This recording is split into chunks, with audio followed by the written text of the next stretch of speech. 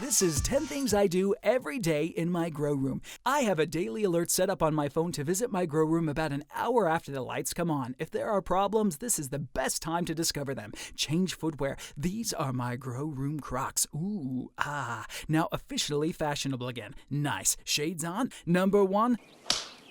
Don't think. Feel. How does your grow room's air feel on your skin? Hot and muggy? Not good. Regularly check your air extraction system is on, or your air conditioner and dehumidifier. Check your min-max thermometer. Verify current air temperature and relative humidity and the minimum and maximum over the last 24 hours. Make a note and reset it. It's also worth double-checking that all your grow lights are on. Sounds obvious, but with multiple lights, it's easy to miss. If you're running air-cooled hoods, feel the ducting to check that air is passing through.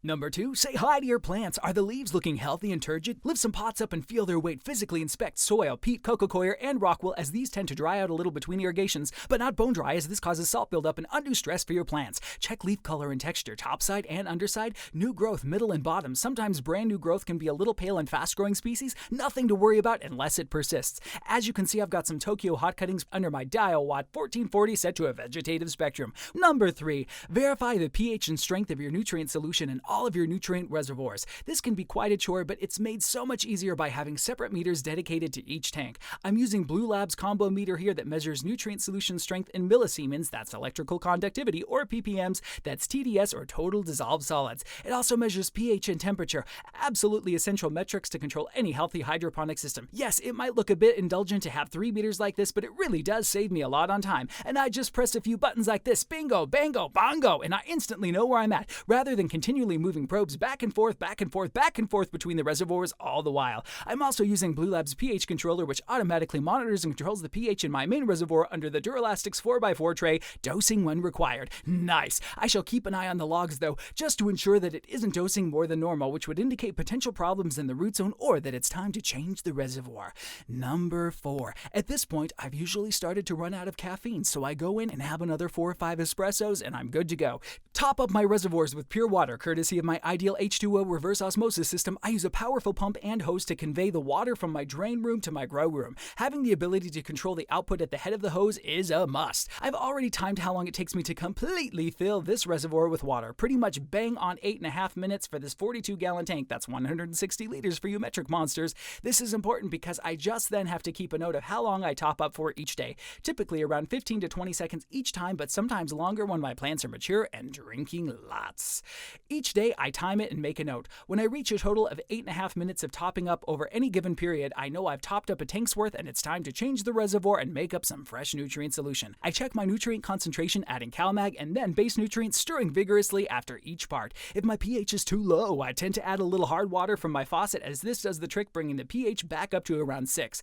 Failing that, some dilute pH up adjuster or dilute potassium silicate. If it's too high, a little dilute phosphoric acid is my go-to. Number 5, pumps and bubblers. My 2 NFT hydroponic systems require constant pumping, so I visually check their flow rate every single day. Sometimes the filters get clogged, so I usually take these out. Check your nutrient solution is being aerated. I bubble constantly. In large tanks like this, I'll have 4 air stones, raising dissolved oxygen levels and keeping the nutrient solution from being stagnant. I use a circulating pump too in any reservoir over 40 gallons. Number 6, check oscillating fans are all on. Yes, they are. Okay, that was easy. Number 7, if I think my irrigation cycles need a little dialing in, say I found the media a little dry, I start a manual irrigation cycle. Check flood and drain trays are actually flooding and overflow filters aren't clogged. Similarly, deal with drippers. Verify all drippers are dripping and the nutrient solution is actually reaching the plants. Check the initial runoff for high salt content with your ECs or TDS meter. If running high, you need to irrigate more frequently. Drippers can sometimes get clogged with particulates. It's always good to have a few spare, or give them a soak in vinegar or bleach solution, and an inline filter can really help to maintain the health of your drippers, dripper rings, or whatever you're working with. Which brings us to number 8,